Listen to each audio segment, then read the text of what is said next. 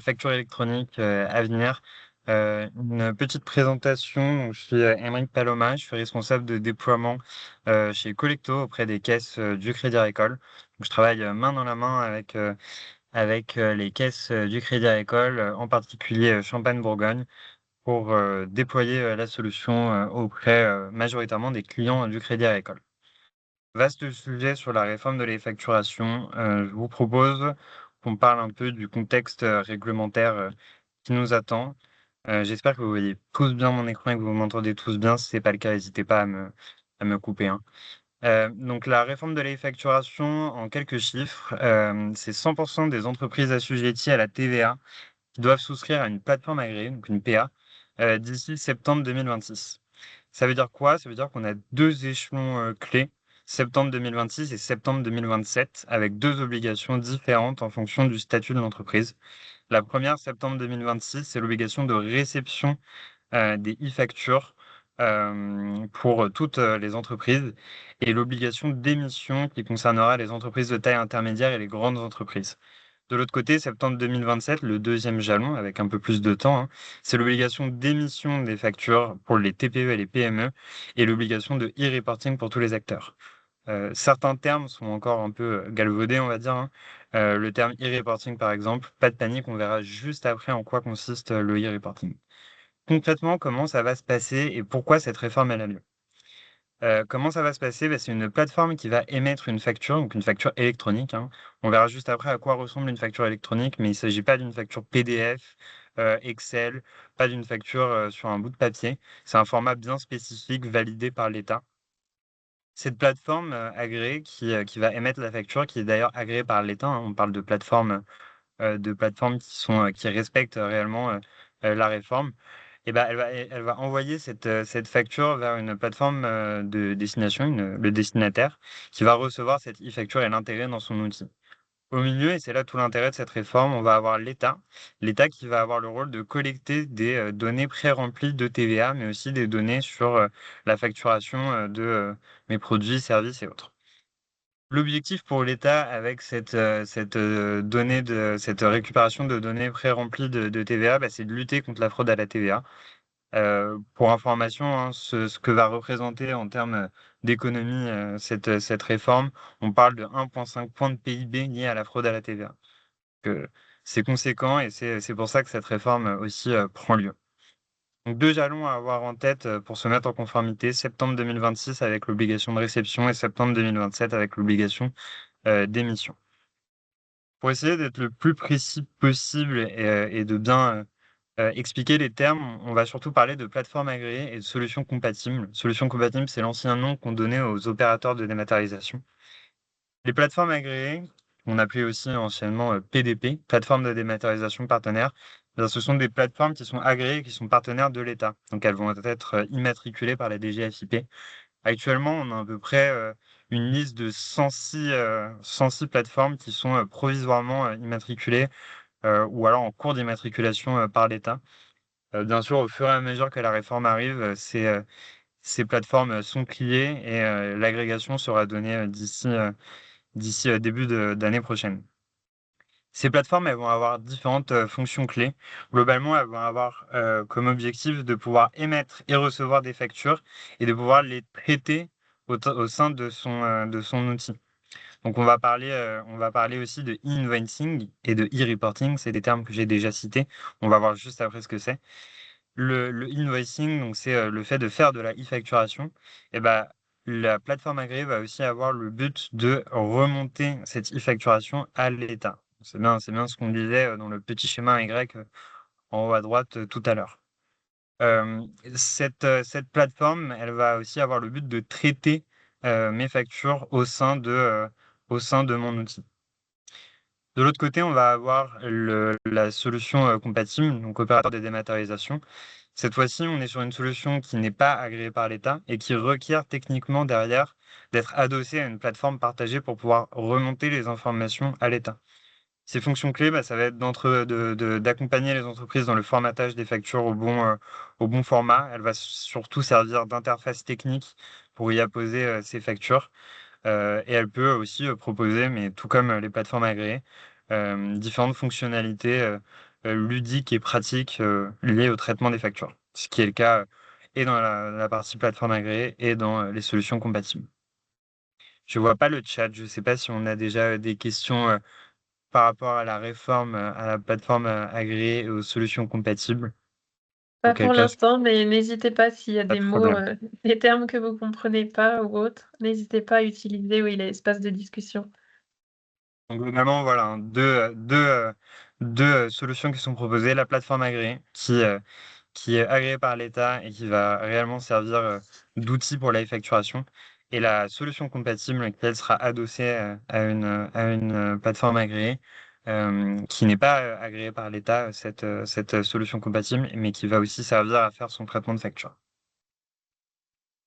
D'autres termes aussi à définir, donc la e-facturation, en anglais e-invoicing, qu'on appelle aussi récemment et sur certains sites de l'État le e-reporting de paiement. Et de l'autre côté, le e-reporting, qu'on appelle aussi le e-reporting de transaction. Donc, on va définir ces termes. La e-facturation, bah, c'est l'obligation concrète hein, de la réforme. C'est l'obligation pour toutes les entreprises assujetties à la TVA d'émettre et de recevoir des factures au format référencé, au format électronique, qui sont des formats facture X, UBL ou C2I. Euh, je vais essayer de définir hein, ces termes techniques de la meilleure manière possible après en vous montrant à quoi ressemble une facture qui va être conforme. Donc le but de la e-facturation, bah, c'est de remonter les données de transaction et surtout les données pré-remplies de TVA. Donc deux volets obligatoires, l'émission de la facture et la réception de la facture sur la plateforme agréée. De l'autre côté, le e-reporting, là, c'est l'obligation de transmettre certaines données de transaction, pas forcément des données de TVA. Le e-reporting, il va surtout s'appliquer en fait pour tous ceux qui ne sont pas assujettis à la e-facturation. Donc les entreprises qui font majoritairement du B2C, ou alors du B2B à l'export, ou alors des entreprises qui ne sont pas assujetties à la TVA, ou ne vont pas être concernées par la e-facturation, en tout cas pas en 2026, mais en 2027, elles seront soumises au e-reporting, donc au fait de transmettre les données de transaction à l'administration fiscale. Donc attention, hein, on rappelle aussi les termes ne seront considérés plus comme conformes les factures faites sous PDF, les factures papier ou scannées et les documents qui ne sont pas transmis également par une solution agréée. Petit récapitulatif de tous les éléments qu'on vient de se partager. La plateforme agréée. La plateforme agréée, c'est réellement la plateforme complète partenaire de l'État qui va être capable de recevoir et d'émettre des factures au bon format et d'être capable aussi de remonter les informations nécessaires à l'État. De l'autre côté, l'opérateur de dématérialisation ou la solution compatible qui va être capable de traiter les factures et de traiter le traitement, enfin, et de réaliser aussi le traitement des factures, mais qui ne réalisera pas la remontée directe à l'État des informations. Attention aussi, hein, elle sera adossée à une plateforme agréée. Donc le choix de son opérateur de dématérialisation va être aussi important, car sa conformité dépendra de la plateforme agréée à laquelle elle est adossée. Souvent, l'utilité d'une plateforme de dématérialisation, ça va être son interface. On va la choisir pour son interface, mais elle sera adossée derrière à une plateforme agréée. Attention aussi, les plateformes agréées sont des solutions payantes qui ont un tas d'avantages en termes de gestion de son entreprise, en termes de facilitateurs aussi de traitement, mais qui sont des solutions payantes. C'est pour ça qu'on dit que la réforme est une réforme qui sera soutenue et qui sera payée par les entreprises. Quoi de mieux pour réellement comprendre concrètement à quoi s'attendre avec cette réforme? À gauche, on vous met une facture, donc une facture lambda hein, au format PDF, qui actuellement est une facture qui vaut, est une facture qui est conforme, qui dès 2026 ne le sera plus, dès septembre 2026, et on vous met à droite un format type, ce à quoi ressemblera une facture. Voilà, on va pas se mentir, clairement, c'est illisible. Et en fait, c'est un ensemble de métadonnées, un ensemble de données informatives, des lignes de code qui comprennent les données de transaction et les données de TVA et qui sont lisibles uniquement par les outils dont on parle, donc les plateformes agréées, et également à la réception par l'État pour la récupération des données de TVA. Voilà à quoi s'attendre sur la réforme de manière plutôt technique. Euh, Deux solutions, une plateforme agréée ou un opérateur de dématérialisation qui va permettre aussi de faire du traitement de factures. Deux remontées nécessaires, l'iFacture quand on est assujetti à la TVA ou qu'on fait du B2B domestique. Et de l'autre côté, le e-reporting qui sera obligatoire en 2027, qui va forcément évoluer aussi d'ici là pour les entreprises qui font à majorité B2C, de l'export ou qui ne sont pas assujettis à la TVA. On prendra des cas un peu plus concrets, surtout orientés. Je sais qu'aujourd'hui, on est orienté professionnel du tourisme, donc on verra aussi quelques cas concrets de qui est concerné par le e-reporting, qui est concerné par les factures et par quel outil on peut être aussi concerné. Elisa, est-ce qu'on a des questions dans le chat ou je peux poursuivre? Oui, il y en a plusieurs. Je ne sais pas si on répond maintenant ou un petit Oui. peu plus tard, comme, la suite pourra peut-être aussi répondre en partie. C'est notamment des questions sur, les entreprises assujetties à la TVA ou non, qui est concerné effectivement, les auto-entreprises, toutes ces choses-là. Donc effectivement, on va avoir une présentation, une planche dédiée à ces cas, hein. Donc je propose qu'on réponde à ces questions tout de suite après. Euh, Avant toute chose, quelques critères de choix pour sélectionner sa plateforme agréée. On sait que c'est une réforme qui va arriver rapidement. Il nous reste actuellement un an, un peu moins d'un an, pour choisir sa plateforme. La plateforme agréée, pourquoi on fait un focus un peu plus précis sur cette solution? Parce que on est sûr qu'au moins d'ici 2026, on est conforme avec cette solution. Les plateformes agréées sont capables de faire et du reporting et de la facturation. Et dans tous les cas, elles remontent les données quand nécessaire à l'État. Donc c'est la solution la plus complète. Quelques critères de choix. Ce que nous, on est assez partisans chez Collecto et au Crédit Agricole de mettre en avant ces critères aussi. Bien s'assurer que ces données soient hébergées en Europe. Aujourd'hui, on a un tas de solutions dans les 106 plateformes dont on parlait, qui sont des plateformes étrangères ou des plateformes sur des serveurs étrangers. Bah, nous, on est une filiale du Crédit Agricole, donc on est totalement adossé au serveur du Crédit Agricole. On est une solution française, européenne, avec un investisseur français qui est le Crédit Agricole. Donc, on est capable de s'assurer de la bonne gestion des données.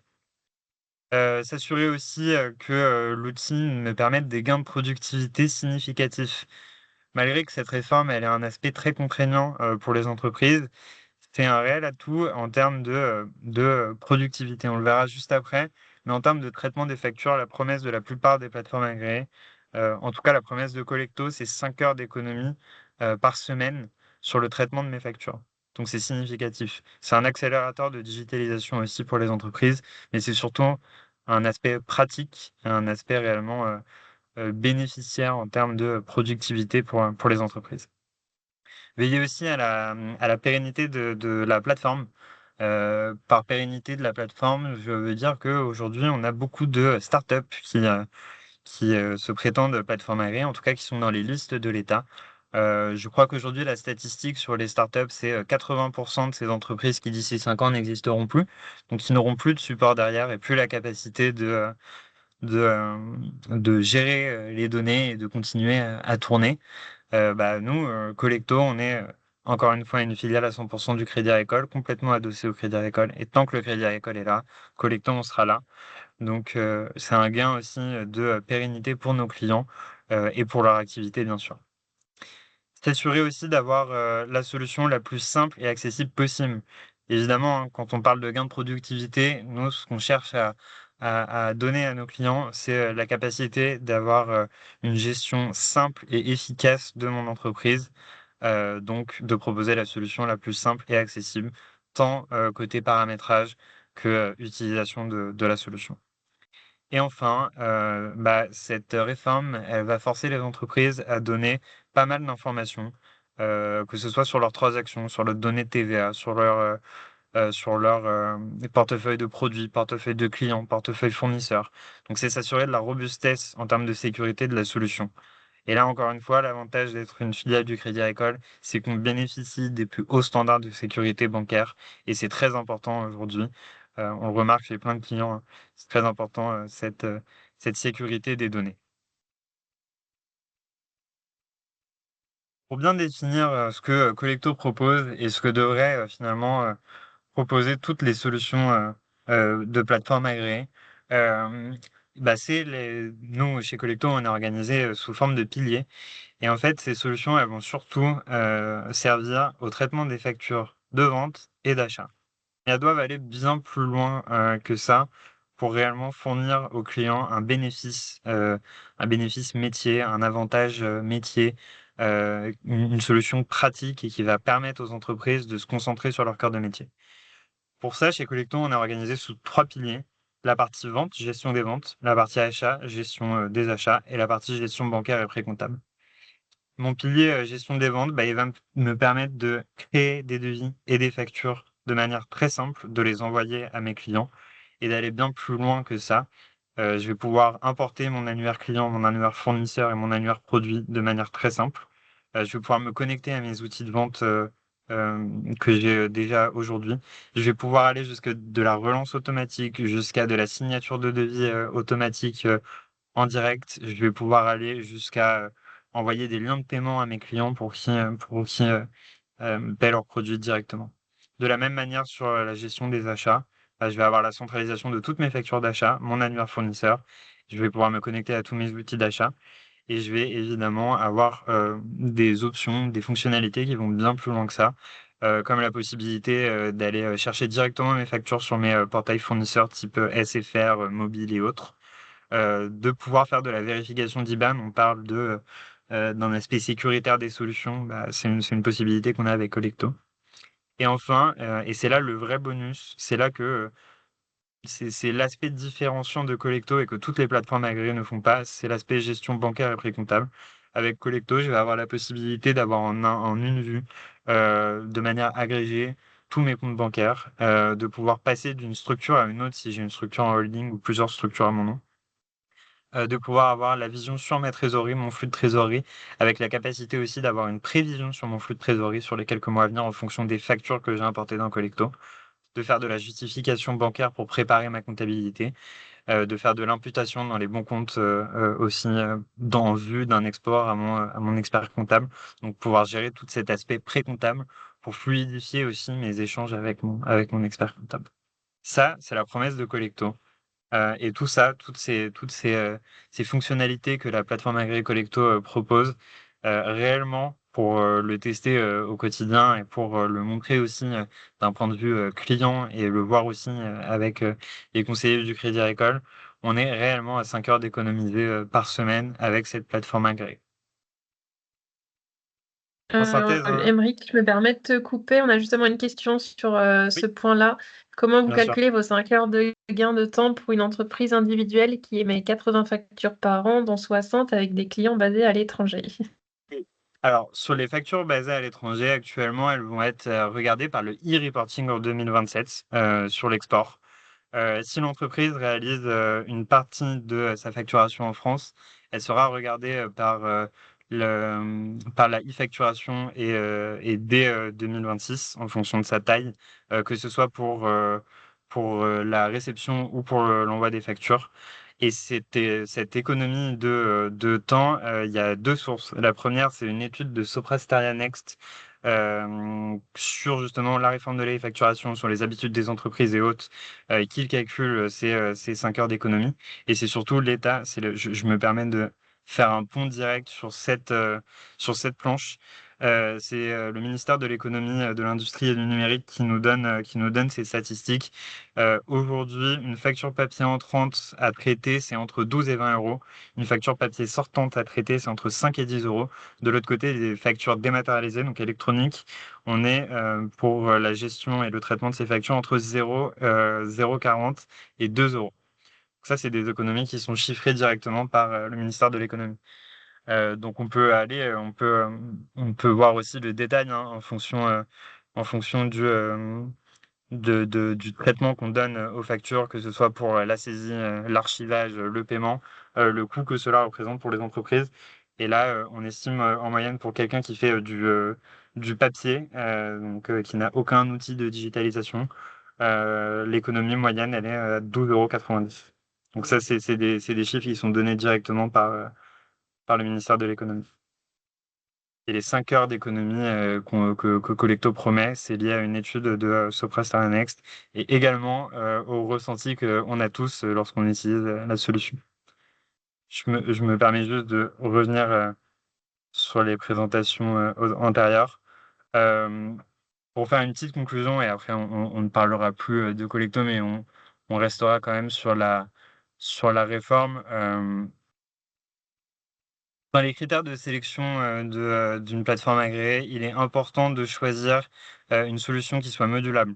Donc qui permette, là on vient de parler du volume de factures qu'on traitait, qui permettent de cibler en termes tarifaires le volume de factures que je réalise. J'ai pas envie de prendre une solution qui va me coûter beaucoup plus cher, qui va me permettre de traiter plus de 500 factures si j'ai besoin uniquement d'une solution pour traiter mes X factures par mois ou par an. Donc d'avoir une solution modulable et qui permette aussi d'aller, si je le souhaite, plus loin en termes d'automatisation, automatisation des relances et en termes sécuritaires aussi. C'est aussi une solution qui doit me permettre d'avoir des services bancaires intégrés, typiquement l'agrégation bancaire. Et c'est surtout une solution qui doit me permettre de simplifier mes processus internes, de pouvoir collaborer efficacement au sein de mon entreprise et de pouvoir gérer de la manière la plus sereine le traitement de mes factures. Collectons, on met un point, on met vraiment un gros point d'intention sur l'accompagnement humain.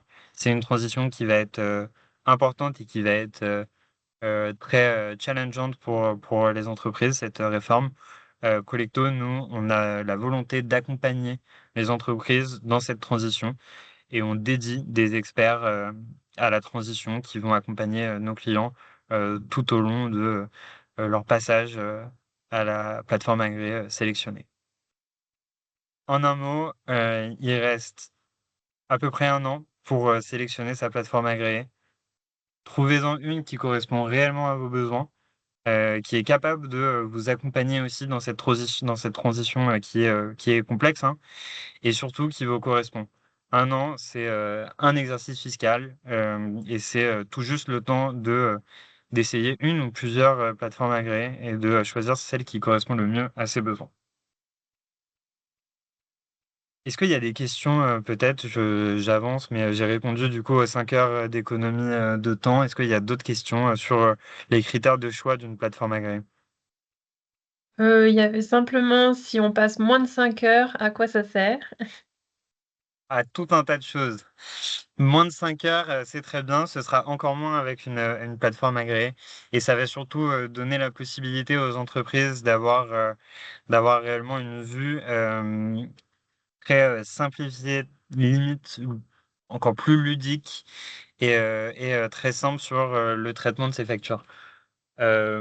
L'objectif de ces plateformes agréées primaires, c'est de réaliser enfin, c'est d'avoir la réception de mes factures de vente, factures d'achat dans la plateforme agréée et de remonter les informations à l'État. L'objectif que nous, on a chez Collecto et que d'autres plateformes agréées ont aussi, c'est de pouvoir traiter de manière très simple mes factures sur la plateforme agréée. Et qui plus est, de pouvoir les animer.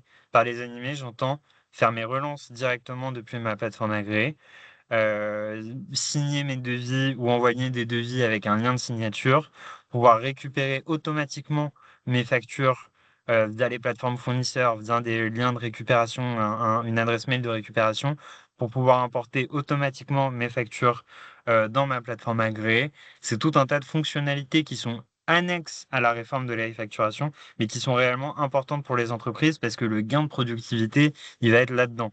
Il va pas seulement être dans le fait d'avoir des factures qui arrivent dans ma plateforme agréée, il va être sur comment je les traite. Je vois qu'il y a une question. Quelqu'un a levé la main. Oui, beh, c'est aussi dans la conversation, notamment sur le coût de ces plateformes. Oui. Alors, le coût des plateformes va varier en fonction du choix de plateforme. Chez Collecto, pour les clients du Crédit Agricole, on a des prix préférentiels. l'offre de base, qui est une offre indépendant et artisan, commence à 9 euros et elle comprend tous les piliers qu'on a vus ici, qui sont le pilier gestion des ventes, le pilier gestion des achats et la gestion bancaire et précomptable. Donc on a une solution plus complète pour 9 euros pour les clients du Crédit Agricole qui me permettent en fait de et avoir ma conformité sur mon traitement des factures et en plus de ça faire ma gestion bancaire et précomptable, donc réellement avoir ce gain de productivité dans le traitement de mes factures. Euh, Sans citer forcément d'autres noms sur des sur des grosses solutions qui sont plutôt des solutions orientées comptabilité qui me permettent de créer mes entreprises directement en ligne, etc. Les prix d'appel sont autour des 20-30 euros par mois. Oui, on avait la question si 9 euros c'était bien par mois, donc c'est bien ça. Et c'est à partir, ça après ça dépend selon les options qu'on choisit, c'est ça? Alors le critère de choix va être autour du nombre de factures traitées et aussi autour des modules complémentaires qui sont sélectionnés. Donc on a des modules achats et des modules vente qui peuvent s'apposer à toutes les offres sélectionnées et qui vont me permettre d'avoir plus d'automatisation, plus de relance, plus de factures traitées et autres. Et on demande si c'est 9 euros par mois, hors taxes ou TTC. Il me semble que c'est 9 euros TTC. Ça, j'avoue que j'ai pas la réponse à la question directement, mais il me semble que les prix annoncés directement sont TTC. Et par ailleurs, c'est aussi une question intéressante, hein, ce prix. 1 an, c'est aussi l'occasion de fouiller toutes les plateformes agréées en termes tarifaires et de faire attention aux frais cachés. Chez Collector, on n'a pas du tout de frais cachés. Il est important de sélectionner une solution qui vous donne le prix que va vous coûter cette solution, uniquement la solution. Ce que je veux dire par là, c'est attention aux solutions qui sont vendues dans un package d'autres solutions. Nous, Collecto, les prix dont on parle, ce sont des prix qui sont uniquement liés à la plateforme agréée, à tout ce dont on parle ici. Et on ne vend pas d'autres produits à ce prix-là. Attention aux coûts cachés et aux solutions qui sont intégrées dans des packages avec d'autres solutions. Merci et juste avant de continuer, il y a une question quand même sur, est-ce que ça peut remplacer un comptable? Oui et non. Deux réponses différentes. La plateforme agréée, elle ne va pas venir remplacer un comptable. Elle va fluidifier vos échanges avec vos comptables. Beaucoup de comptables proposent des plateformes agréées. Donc, vous avez la capacité de sélectionner la plateforme agréée de votre comptable, mais beaucoup d'acteurs bancaires proposent des plateformes agréées aussi. En fait, les deux sont totalement légitimes à proposer ces solutions. L'avantage que vous avez avec la plateforme agréée que vous choisissez, qui sera la plus complète possible, c'est d'avoir une solution qui vous permette de faire de la pré-comptabilité. Ça, c'est super important. Collecto, nous, sur notre pilier gestion bancaire et pré-comptable, vous avez la vue sur tout, sur la gestion de tout votre flux de trésorerie et autres, mais vous avez aussi la possibilité de faire votre rapprochement et de manière très simple, hein. En fait, la solution, elle va prendre toutes mes factures de vente, toutes mes factures d'achat et elle va me les rapprocher directement. J'ai juste à valider sur le site. Là où, je sais pas, prenons un exemple d'un barman. Le lundi matin, il va prendre ses factures d'achat, il va prendre ses factures de vente, il va les rapprocher à la main et ça va lui prendre 3 heures. Là, Collecto va vous proposer la facture de vente, la facture d'achat, va vous les rapprocher et va vous demander de valider. Donc, c'est un gain de temps énorme. Et tout cet aspect rapprochement bancaire, justification et tout l'aspect imputation dans les bons comptes, ça permet aux clients de préparer toute leur comptabilité en vue d'un envoi à l'expert comptable. Donc non, ça ne remplacera pas un comptable. Dans tous les cas, dans la véracité légale, les plateformes agréées n'ont pas de but à remplacer un comptable. En tout cas, ça va largement fluidifier les échanges avec les comptables et c'est un avantage aussi pour eux, hein. C'est d'avoir réellement une comptabilité qui arrive déjà de manière très propre et qui sera très rapide aussi pour les entreprises à réaliser.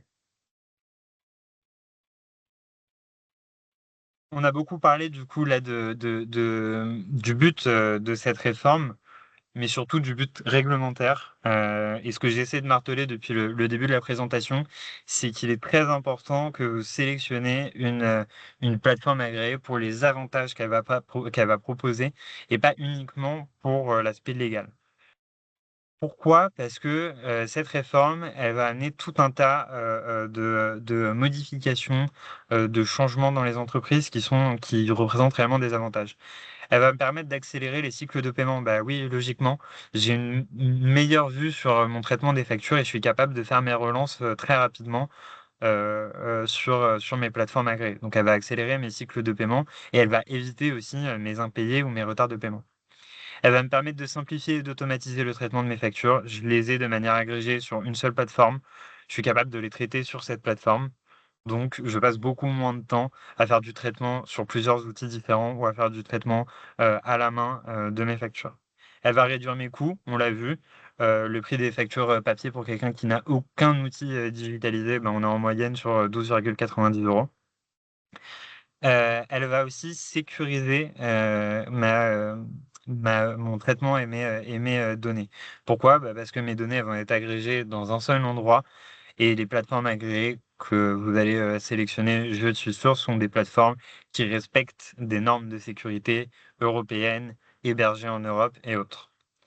Elle va permettre le meilleur suivi de mes encaissements. Bah là, un peu de la même manière que l'accélération de mes cycles de paiement, je vais pouvoir m'assurer que j'ai bien reçu le paiement de mes factures, puisque ça va tout de suite remonter dans les plateformes agréées. Elle me permet de limiter les litiges commerciaux, plus de relances, plus d'impayés, etc. Et elle va surtout être un accélérateur de la digitalisation des entreprises. C'est pas un défaut, l'accélération de la digitalisation des entreprises, c'est une opportunité, certes un peu contrainte hein, de la réforme, mais c'est une opportunité de digitaliser mon entreprise de manière très simple. On peut passer du temps à comparer les solutions entre elles pour voir laquelle est la plus simple, la plus ludique. Globalement, elles ont toutes une seule promesse, c'est d'agréger les factures de manière très simple et de proposer des fonctionnalités simples sur le traitement des factures. Donc c'est une digitalisation qui est accompagnée en fait dans les entreprises. Des questions peut-être sur ces avantages et sur ce que la réforme peut apporter en plus pour les entreprises. On a une question s'il y a plus besoin de logiciels comptables. Tout dépendra de l'utilisation que vous avez des logiciels comptables. Aujourd'hui, je parle surtout pour Collecto, hein. Aujourd'hui, l'objectif, c'est de pouvoir interchanger avec les solutions actuelles des entreprises. Quand je dis interchanger, c'est pas enlever une solution pour en mettre une autre, c'est communiquer avec ces solutions. Certains logiciels comptables sont pris en compte par Collecto et d'autres sont dans la feuille de route. Aujourd'hui, Collecto, on est capable de communiquer avec Sage, avec Cegid et avec ACD. Et les flux vont des deux côtés. Je suis capable d'envoyer toute la partie pré-comptabilité à Sage pour avoir la même vision dans Sage. Et je suis capable de récupérer aussi des flux comptables directement dans ces solutions. Donc tout dépendra de l'utilisation qui est faite du logiciel comptable. L'objectif étant de ne pas avoir de déperdition, mais de ne pas avoir de doublons non plus. Et du coup, la promesse de Collecto, c'est de s'intégrer dans ces logiciels comptables et j'irais même au-delà des logiciels comptables, dans toute solution type ERP que les entreprises peuvent avoir. Il y avait d'autres questions? Il y a d'autres questions, mais plus par rapport, à qui est concerné Ça ou pas arrive. selon les cas, donc je pense on pourra voir après. Ce qu'on peut répondre peut-être, c'est, en tant que restaurateur, les notes pour les particuliers, comment ça marche? Alors, ces notes pour les particuliers, sur beaucoup de TPE, vous avez la capacité de sortir des factures X qui peuvent être, donc c'est des factures qui sont sorties sur tous mes encaissements de manière récurrente, à la semaine, au mois, etc. Et vous avez la capacité, en tout cas pour Collecto, vous avez la capacité de les intégrer directement dans la plateforme agréée.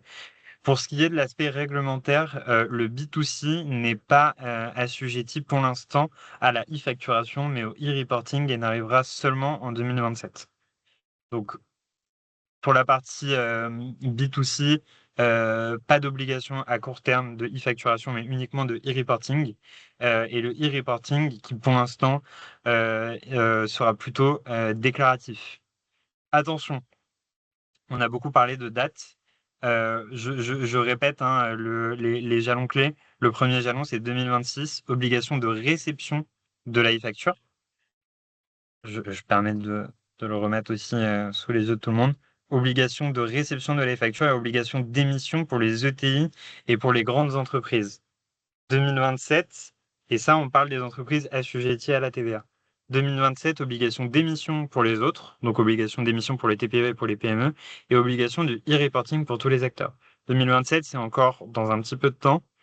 Le e-reporting n'est pas figé. Pour l'instant, on travaille sur du déclaratif, sur des solutions qui sont soit des plateformes agréées où je vais pouvoir, via le ticket Z par exemple, intégrer mes factures dans cet outil, soit via des solutions compatibles, anciennement opérateurs de dématérialisation, où je vais pouvoir faire le déclaratif aussi.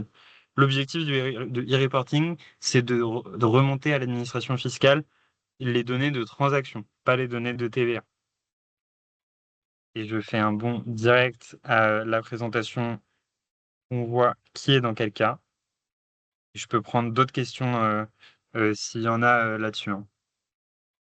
Il y en avait juste une qui était un peu sur le même sujet que la précédente avant de passer à cette partie-là, sur comment gérer les tickets de caisse, par exemple pour un hébergement qui achète de la nourriture pour les petits déjeuners. Oui. Alors, plusieurs solutions. Le ticket de caisse, chez Collecto, on le traite comme une note de frais en fait. Donc, si je fais un achat en direct, mais que c'est du B2B parce que c'est pour mon hôtel par exemple, chez Collecto, je prends en photo le ticket de caisse. Je le mets directement dans Collecto et il est traité comme une note de frais ou comme une facture d'achat. Donc c'est de manière très simple. Généralement, sur les autres plateformes agréées, le process est un peu différent, mais pareil, la facture vaut facture et peut être remontée dans la plateforme agréée. La réforme de la e-facturation, comment elle va fonctionner et comment elle va vous impacter? Il y a différents points, donc on l'a vu. On a parlé des plateformes agréées, on a parlé des plateformes compatibles et des opérateurs de dématérialisation. On a surtout parlé de la e-facture et du e-reporting. Cette réforme de l'e-facturation, elle va profondément changer les habitudes des entreprises. Pourquoi? Parce qu'elle est stratégique et pratique pour l'entreprise. Stratégique parce qu'il ne faut pas louper le coche. Il faut sélectionner la bonne plateforme agréée et il faut surtout sélectionner celle qui va me permettre d'avoir un gain de temps et un gain d'efficacité. Pratique parce qu'elle va changer ma gestion quotidienne de mon entreprise. Elle est surtout à anticiper. Il nous reste un an. C'est pas trop tard. Un an, c'est encore un exercice fiscal. Donc, vous allez aussi pouvoir tester les solutions sur les remontées directes au comptable, par exemple. Elle va transformer la gestion quotidienne de l'entreprise, je l'ai déjà dit. Elle va obliger les entreprises à s'interroger sur ces flux. J'ai déjà eu des très bonnes questions là, on vient d'y répondre, mais sur euh, comment je fais si j'ai une facture d'achat pour de l'hôtellerie, pour de la literie, par exemple. Bah oui, elle va poser la question des entreprises de ces flux. Quels sont mes flux? Quels sont mes flux de factures, de sortie, enfin de vente, d'achat? Est-ce que je suis en majorité sur du B2C, sur du B2B? Est-ce que j'ai de l'export ou je suis uniquement sur des factures domestiques, donc en France? Et ben, les entreprises vont devoir se questionner sur ces flux. Et je vous rassure, les commerciaux qui s'occupent de ces plateformes agréées, en tout cas chez Collecto, sont là pour répondre à toutes ces questions, pour savoir dans quel ou quel cas vous êtes. Et enfin, on l'a déjà dit, elle accélère la digitalisation. C'est pas un défaut, c'est pas un coup près, c'est réellement un avantage et c'est le moment pour les entreprises de bénéficier aussi d'une transition douce à une digitalisation efficace. Qui va être imposé et comment? On a eu beaucoup de questions là-dessus, il me semble, dans le chat, donc je vais y répondre. Pour rappel, les entreprises qui sont assujetties à la TVA en France, qui réalisent des échanges B2B domestiques, vont devoir avoir une plateforme agréée. Elles rentrent dans le cadre des entreprises qui vont devoir recevoir de la e-facture en septembre 2026 et si jamais on parle de ETI et de PME qui vont devoir les envoyer, y compris les entreprises qui bénéficient du régime de franchise en base de TVA. Donc les micro-entrepreneurs, par exemple, sont aussi concernés par la réception. Dedans, on va retrouver des chaînes, on va retrouver la plupart des entreprises privées euh, de taille, euh, de taille intermédiaire ou moyenne, chaînes hôtelières structurées, gîtes et résidences de tourisme et les petits hébergements touristiques. Sont concernés par le e-reporting, soit via une solution compatible, soit via une plateforme agréée, les entreprises qui réalisent du B2C en majorité, des opérations internationales de l'export ou des opérations avec des non assujettis à la TVA. De la petite hôtellerie, un guide local qui n'a pas de statut professionnel particulier. Si je réalise des locations saisonnières et que je ne suis pas structuré professionnellement, les associations qui ne sont pas assujetties à la TVA sont regardées par le e-reporting. Ça, c'est pour la partie privée. De l'autre côté, j'ai aussi les administrations publiques qui sont regardées par la réforme qui arrive, hein. C'est pas parce qu'elle émane de l'État que les administrations publiques ne sont pas regardées. Les administrations publiques, en tant qu'administration publique, donc collectivités locales, mairies, offices de tourisme et autres, vont devoir utiliser une plateforme agréée dédiée qui s'appelle Chorus Pro et qui va permettre de recevoir, échanger et traiter les factures directement via Chorus Pro. Ça, c'est pour les administrations publiques.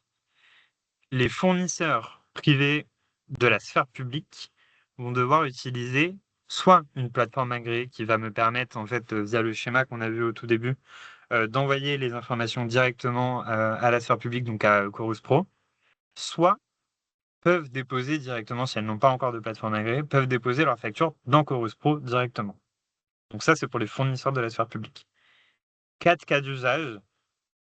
Je suis une entreprise assujettie à la TVA en France, je fais du B2B et c'est sur des opérations domestiques. Je dois avoir une plateforme agréée. J'ai 2 jalons clés. Le premier, c'est septembre 2026. Si je suis assujetti à la TVA, je vais devoir être capable de recevoir les factures. Si je suis une ETI ou une PME ou une grande entreprise, je dois être capable de les envoyer. Septembre 2027, je dois être capable de les envoyer si je suis une ETI ou une PME. Et je dois être capable aussi de faire le e-reporting, qui va là concerner plutôt le deuxième carré, si je suis une entreprise qui fait du B2C, qui fait des opérations internationales ou qui n'est pas assujettie à la TVA. C'est un gros morceau. Le jalon sur lequel on est sûr, c'est septembre 2026. Euh, le jalon duquel on est sûr aussi, c'est sur les assujettis à la TVA. Ça, c'est immuable, hein. Quand tout à l'heure, je disais que cette réforme, elle représente 1,5 points de PIB d'économie, autant dire qu'elle ne va pas bouger dans le temps. En revanche, là où les attendus sont encore flous, c'est sur le e-reporting et c'est sur 2027. C'est immuable aussi, ça ne bougera pas, mais on ne sait pas forcément comment va s'articuler la remontée du reporting, si on sera obligé de le faire sur une solution compatible ou sur une plateforme agréée. Et on ne sait pas non plus si dans X années, les non-assujettis vont devoir, par exemple, réaliser exactement la même chose que les assujettis sur 2026 et 2027. C'est un gros morceau. On a encore le temps, on a un an. On sélectionne sa plateforme, on la teste et on aborde ça sereinement d'ici 2026. J'imagine, au vu du sujet, doit y avoir pas mal de questions. Donc, Elisa, je les écoute. Oui, notamment sur les activités en libéral et les auto-entreprises. Ouais. Alors, sur les auto-entreprises, si je suis en régime de franchise en base de TVA, je vais être regardé par la réforme. Même si, du coup, en fait, je suis assujetti, mais je suis exonéré, donc je suis quand même concerné. Euh, Pour les régimes libéraux, c'est un peu différent.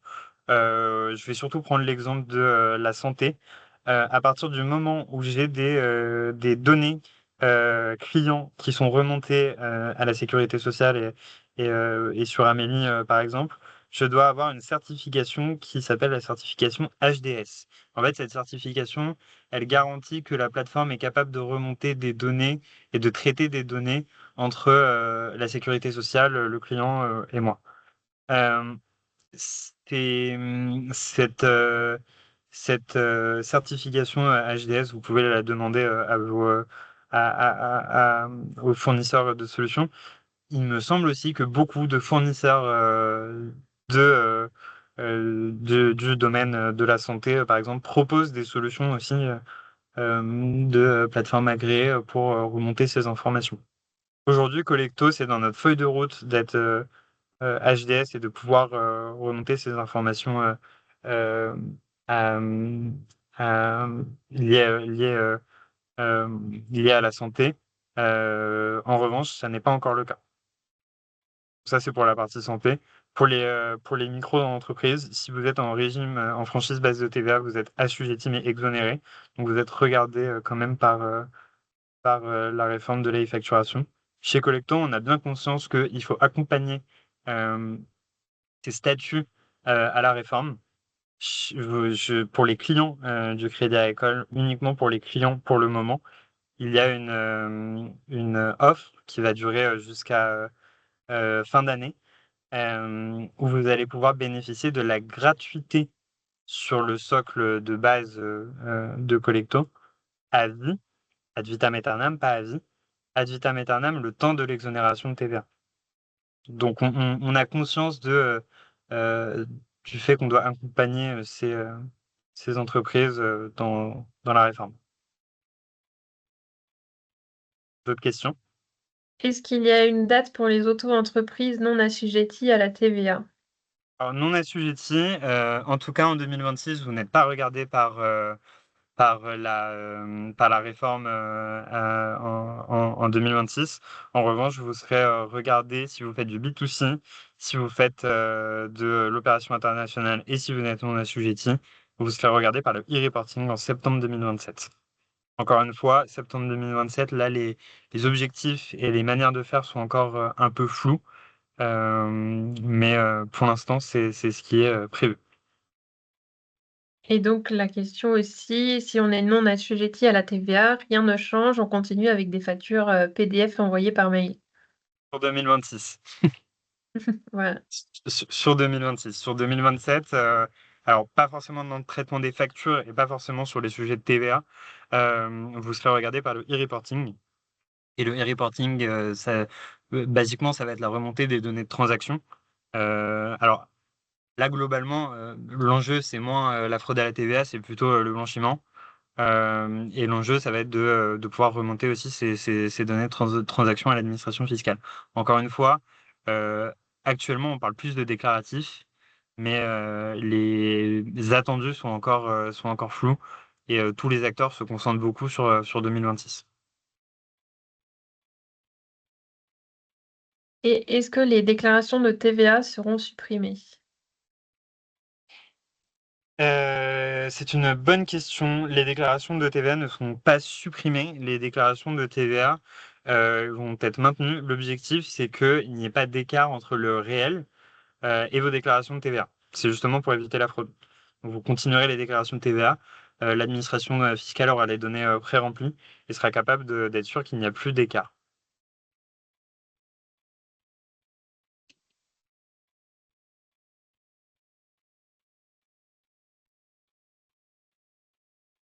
D'autres questions peut-être sur les critères de choix? Je comprends qu'on parle beaucoup hein, de est-ce que vous êtes concerné ou non. Euh, Est-ce que donc, chaque banque va proposer une plateforme? est-ce que chaque banque va proposer une plateforme? Oui. Beaucoup d'entre elles. Pour parler de autres que le Crédit Agricole, Crédit Mutuel en propose une, BPCE, donc les caisses d'épargne et les banques populaires en proposent une, les acteurs privés, enfin les banques en ligne en proposent, beaucoup d'acteurs en proposent. Comparer. Les Je cabinets peux. comptables également. Les Voilà. cabinets comptables, beaucoup d'acteurs en proposent. Comparez-les, hein. C'est important. J'ai volontairement pas affiché le comparatif des prix avec les autres banques, mais regardez la solution qui est proposée par votre banque, regardez aussi la solution qui est proposée par, euh, par votre comptable, comparez-les, regardez les solutions qui sont proposées aussi par les acteurs privés. Vous avez un an en fait pour pouvoir faire le comparatif.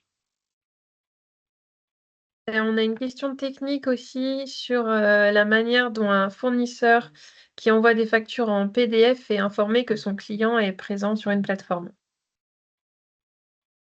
Alors, pour l'instant, on ne sait pas encore comment ça va s'articuler. Euh, Très probablement, le fait de se prononcer sur sa plateforme agréée d'ici 2026 va être obligatoire et va être aussi du déclaratif. Donc, je vais devoir nommer ma plateforme agréée.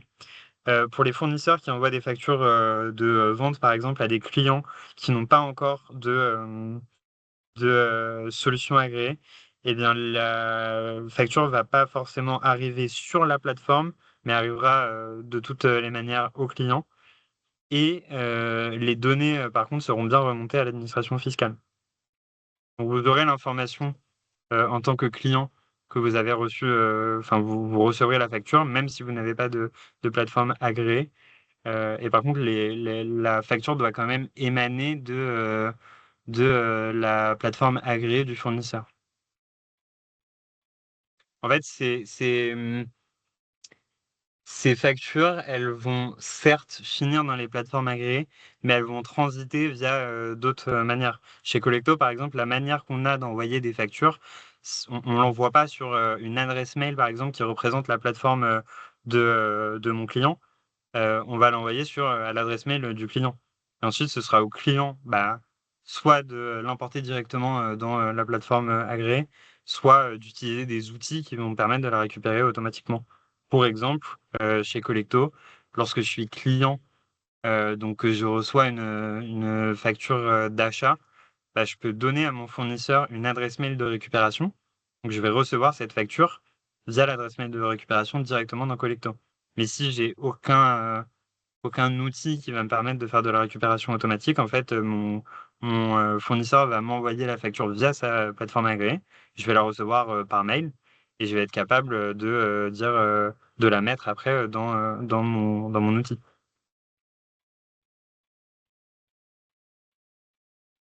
Et si on n'est pas satisfait de la solution de la plateforme agréée qu'on a retenue, est-ce que c'est facile de changer de système et de transférer ces données?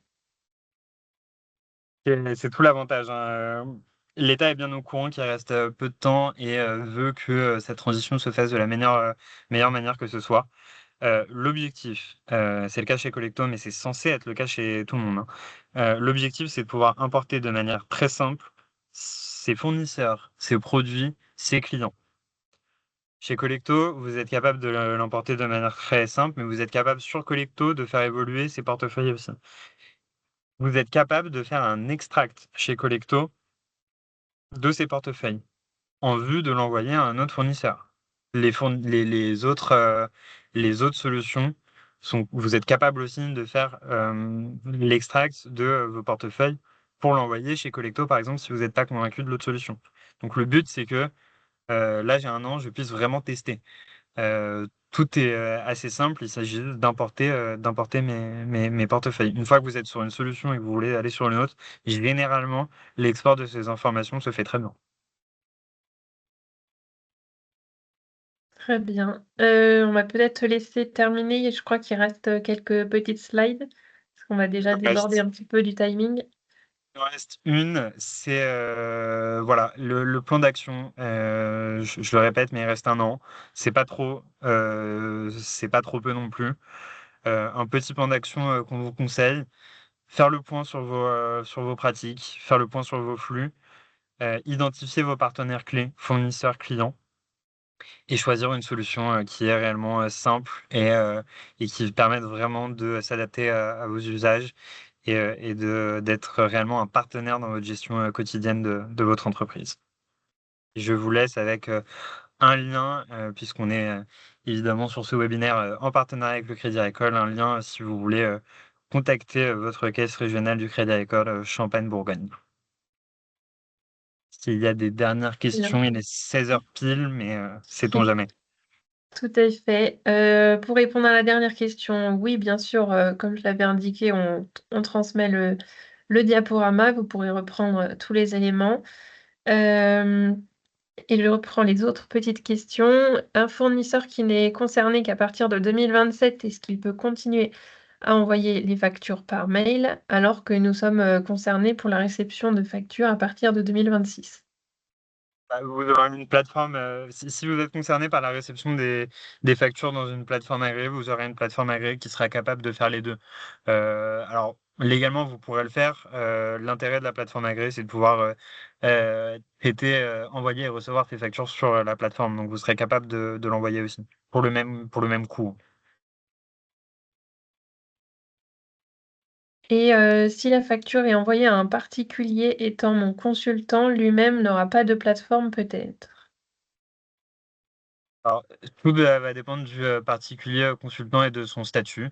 S'il est micro exonéré en basse franchise de TVA, il aura une plateforme agréée. Sinon, s'il n'a pas de statut professionnel particulier, la facture sera toujours envoyée par mail jusqu'à 2027. Et ensuite, l'obligation de e-reporting sera obligatoire pour le consultant. Et un artisan qui a des clients particuliers et également professionnels. Bah lui, il sera complètement regardé par la réforme de l'e-facturation, hein. Il sera pleine plaque. Donc là, on parle bien de la plateforme agréée, de l'obligation de e-facture et de la sélection d'une plateforme agréée avant 2026. Et pour les personnes qui n'auraient pas d'ordinateur, pour les particuliers. Là, c'est l'avantage d'être en partenariat avec le Crédit Agricole. Tournez-vous vers le Crédit Agricole pour vous aider dans cette digitalisation. Mais trêve de plaisanterie, vous serez malheureusement ou heureusement obligé de souscrire à une solution. La logique peut-être aussi de cette réforme, c'est d'accélérer la digitalisation des entreprises. Donc vous n'aurez malheureusement pas le choix.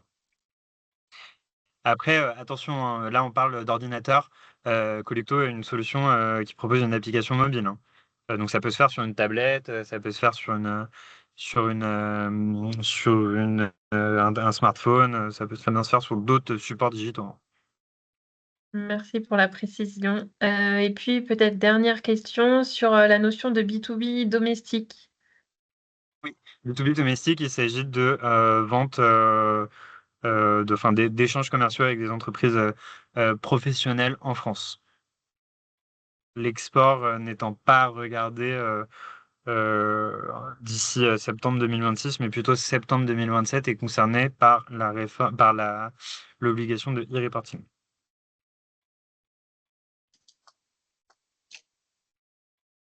Je vous laisse nous dire, Sylvia, si c'est clair pour vous. Et une question aussi sur, spécifiquement sur les conseillers Crédit Agricole, BFC, s'ils sont tous, formés à l'outil. Normalement, tous vos conseillers Crédit Agricole ont bien été formés à l'outil par nous-mêmes, Collecto, donc ils sont bien au courant de l'outil. Vous pouvez vous tourner directement vers eux. Ils sauront vous renseigner, ils sauront aussi, et on saura aussi avec Collecto vous renseigner. Merci. Eh bien, si vous avez pas d'autres, questions, on va pouvoir, clore, le webinaire. Je vois une question toujours sur, les problèmes de digitalisation, d'accès à internet. Ben, malheureusement, actuellement, c'est compliqué d'y couper. Voilà, on peut toujours trouver, des personnes autour de soi ou d'aller dans des agences, des lieux, spécialisés pour avoir de l'accompagnement, sur le sujet. Hem Oui, je voulais vous dire aussi donc, déjà remercier donc, Aymeric de chez Collecto, que vous pourrez recontacter, voilà, si vous avez, des questions, ainsi que, le Crédit Agricole. N'hésitez pas et puis donc, Vous précisez également la date, de notre prochaine, info flash, qui aura lieu, au mois de novembre, sur, la visibilité, optimiser la visibilité de son hébergement, justement, notamment, principalement, via le numérique, avec de nombreux conseils sur le sujet. Je vous redonnerai toutes les informations, dans le mail que je vais, vous transmettre avec, la présentation. Hem, voilà et puis donc, n'hésitez pas à nous recontacter, pour toute, question par la suite. On espère que toutes ces informations vous auront été utiles. Est-ce que Aymeric, tu veux compléter quelque chose ou? C'est parfait. N'hésitez pas à vous tourner vers vos acteurs de référence, hein, alors, je prêche la bonne paroisse, mais auprès du Crédit Agricole, si c'est votre banque, auprès de votre banque et auprès de vos acteurs tels experts comptables, si vous avez la moindre question, ils sont aussi au courant hein, de cette réforme à venir. Et puis, bon courage dans ce parcours qui n'est pas forcément simple, mais qui est vraiment salutaire et qui va permettre beaucoup de nouvelles choses pour les entreprises. Tout à fait. Merci beaucoup à tous. Bonne journée et puis à bientôt. Salut à tous. Merci beaucoup, à bientôt.